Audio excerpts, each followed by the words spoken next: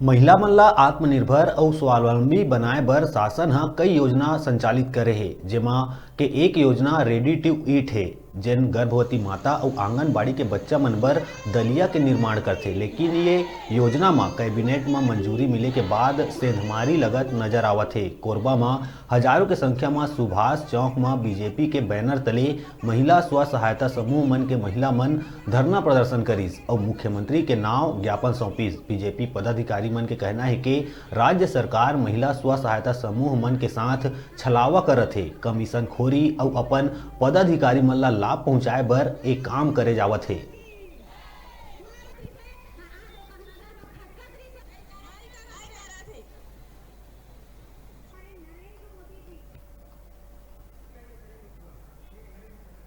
जितना संसाधन सब खरीद लिए हैं और सब आज जब इन लोग को काम करने का समय आया है, जब इन लोग सोच रहे हैं कि कुछ करे करके, इन लोग सोचते हैं कि हम लोग महिला लोग सशक्त हो जाएंगे और सरकार बोलती है कि महिला को हम सशक्त कर रहे हैं। समूह बना रहे हैं, क्या समूह बना? समूह बनाने से कुछ नहीं होता।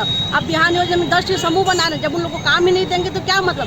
ये योजना की शुरुआत भारतीय जनता पार्टी की सरकार रमन सिंह जी के द्वारा और नरेंद्र मोदी जी के द्वारा इसको लगातार इस व्यवस्था को लागू किया गया था और इनको बेरोजगार करने का जो कार्यक्रम भूपेश बघेल जी के द्वारा चलाया जा रहा है और इसका सीधा उद्देश्य है, जैसे रेत में, कोयला में और लगातार निर्माण कार्य में सभी में कमीशन खोरी की काम किया जा रहा है। तो इसमें भी इनके द्वारा ये व्यवस्था बनाने की प्रयास है, व्यवस्था बनाने का। ईट फूड निर्माण करता यह महिला स्व सहायता समूह, जो कि कई वर्षों से एक बहुत ही अच्छा सेवा कार्य कर रही थी और जिसके कारण इन महिलाओं का परिवार चल रहा था, इन महिलाओं की ज़िंदगी जीवन स्तर जो है ऊपर बढ़ रही थी।